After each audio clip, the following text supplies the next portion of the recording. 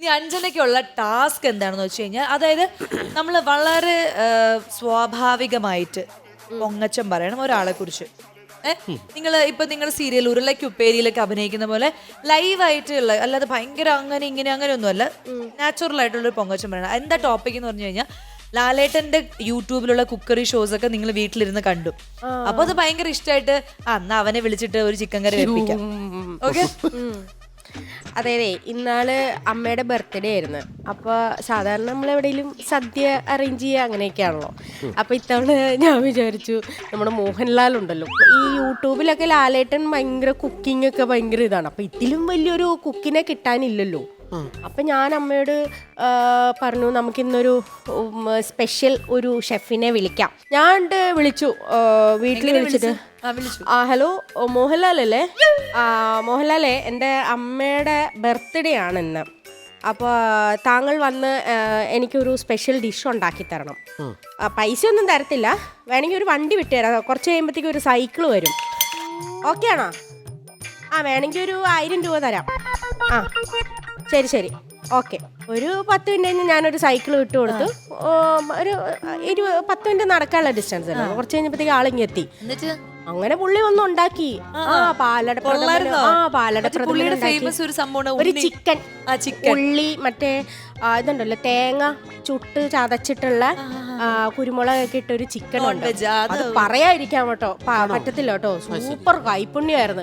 സ്ഥിരമായിട്ട് ഇനി അദ്ദേഹത്തെ തന്നെ വിളിച്ച് കുക്ക് ചെയ്യണം എന്നുള്ള ആഗ്രഹത്തിലാണ്. നമുക്ക് വലിയ ചെലവൊന്നുമില്ല. ഒരു സൈക്കിൾ അങ്ങ് മറ്റേ BSയുടെ സൈക്കിൾ അങ്ങ് വിട്ടു കൊടുക്കുക, ഒരു 1000 രൂപ കൊടുക്കുക, തീർന്നില്ലേ? മാസശമ്പളത്തിന് കിട്ടുമോ പുള്ളി? മാസശമ്പളത്തിന് എനിക്ക് ഇത് താല്പര്യമുണ്ട്, പക്ഷെ വേണ്ട. പുള്ളി ഇത് ഓളി അരിച്ച് ഇങ്ങനെയൊക്കെ വരുമ്പോ തന്നെ സമയം എടുക്കും. എനിക്ക് സമയമില്ല, ഞാൻ ഭയങ്കര ബിസിയാണ്. ഞാൻ 30 ഡേയ്സും വീട്ടിലുണ്ടാവാറില്ല. ഇതുപോലുള്ള ശല്യങ്ങൾ എനിക്കും ഉണ്ടാറുണ്ട്. ശല്യങ്ങൾ ഉണ്ടാറുണ്ട്. കഴിഞ്ഞ ദിവസം തന്നെ രാജൻ വിളിച്ചായിരുന്നു.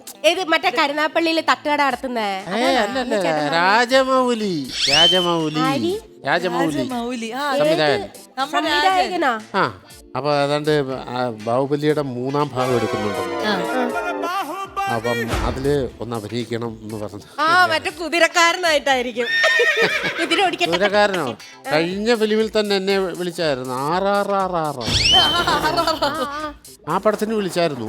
അപ്പൊ ഞാൻ ഏകദേശം അത് അംഗീകരിച്ച് ആ പൈസ പറഞ്ഞതും ഒക്കെ എല്ലാം ഓക്കെ ആയി. ഞാൻ വരാം.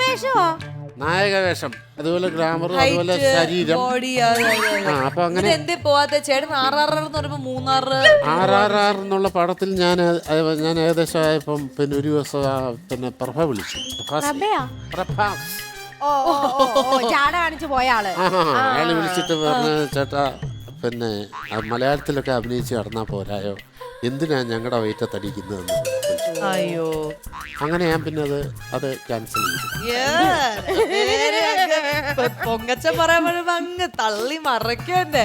രാജയായി, പ്രഭയായി, അനുക്കുട്ടി ഇവിടെ തോളും ചരിച്ചിട്ട് വന്നത് പോരാത്ര ഇടിച്ച്.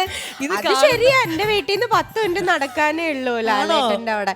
എനിക്ക് ആഗ്രഹമുണ്ട്, ലാലേട്ടൻ അവിടെ പച്ചക്കറിത്തോട്ടം ഉണ്ട്, അവിടെ ഒരു സെന്റ് തന്നെങ്കിൽ എന്നും എനിക്ക് ലാലേട്ടനെ കണി കാണാമായിരുന്നല്ലോ. അതെ, പക്ഷെ എന്തായാലും അടിപൊളിയായിരുന്നു. അതുപോലെ മാക്കുവിന്റെ ഒരു സ്നേഹം നമ്മൾ മനസ്സിലാക്കണം.